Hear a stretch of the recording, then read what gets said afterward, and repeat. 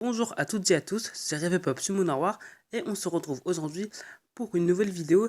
Et avant ça, je voudrais vous souhaiter une très bonne année à tous et je vous souhaite mes meilleurs vœux pour cette année 2016.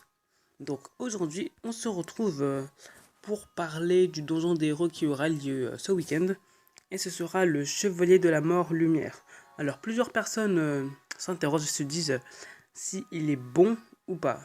Alors pour information, le donjon des héros, c'est vendredi à midi et ça se termine dimanche à minuit. Ouais, c'est ça. Donc voilà quoi. C'est le hall des héros de lumière du donjon de la mort. Donc on va aller voir tout de suite s'il vaut la peine ou pas. Donc on va aller voir à sa forme éveillée. Donc où est-il ce... Ah voilà. Conrad, voilà. Alors, sa première attaque inflige des dégâts critiques avec 50% de chance de perturber la récupération des PV pendant 2 tours. Donc, à savoir que ce coup ne fait... Enfin, son skill 1 ne fait pas de coup critique, donc la traduction est mal passée.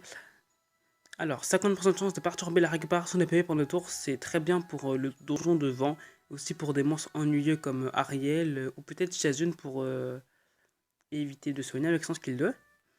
Donc ça peut être sympa avec le skill 1. Skill 2. Inflige des dégâts proportionnels au PV de tous les ennemis avec 75% de chance d'affaiblir la puissance d'attaque pendant 2 tours. Donc c'est un debuff d'attaque, donc c'est un debuff d'attaque et de groupe en plus. Donc c'est comme le chevalier de la mort feu et vent si je ne me trompe pas. Ouais, c'est comme le feu et le vent. Et ça diminue l'attaque, donc c'est pas mauvais. Son skill 3, échange. Attaque un ennemi et réanime un allié avec 30% de PV si l'ennemi est éliminé par cette attaque. S'il n'y a pas d'allié réanimé sur le champ, tous les alliés recevront un bouclier absorbateur de dégâts pendant 2 tours. La masse absorbée dépend du niveau de ton monstre. Alors ce skill en fait, à la fois je l'aime bien et à la fois je l'aime pas trop. C'est que pour soit réanimer un allié mort, soit avoir le bouclier, il faut tuer l'ennemi. Donc, si il faut tuer l'ennemi, ça veut dire que forcément, contre les donjons élémentaires et peut-être la TOA, ça va pas trop marcher quoi, parce qu'en général, les boss ils ont énormément de PV. Et voilà quoi, en fait, cette attaque, elle sert pas trop. Par contre, je pense que dans la voiture normale, ça peut être un bon farmer vu qu'il a une AOE. Après, il peut être intéressant à jouer en arène ou en garde de guilde pour one-shot certains monstres. Donc, ouais.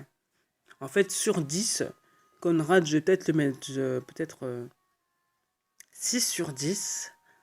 C'est pas... Enfin, c'est pas un monstre. Enfin, voilà quoi. Personnellement, moi, je vais fermer Donjon des héros. Je vais en monter un pour voir un monter en 35. Si je suis satisfait, bon bah, je suis satisfait quoi. Et si je ne suis pas satisfait, par contre, je vais le mettre dans la réserve parce que pour le passer à 6 étoiles, ce sera un peu inutile. Donc son skill 3, il peut être très utile dans le PV, de la version normale, en arène et en garde de guilde. Pas dans les donjons élémentaires et pas en tribunal d'ascension, car ça ne sert à rien tout simplement. Donc alors, le runage conseillé. Alors ils disent que c'est un monstre d'attaque, donc peut-être repartir sur du Rage Lame, attaque dégâts critiques attaque, ou Despair Lame, attaque dégâts critiques attaque. Après, peut-être Fatal Lame aussi pour les débutants. Attaque des critiques, attaque toujours. Hein. Mais en fait, ce que j'ai pas compris, c'est que en fait, son skill 2. Ouais, vous pouvez de tous les ennemis. Ah non, c'est bon. Donc voilà.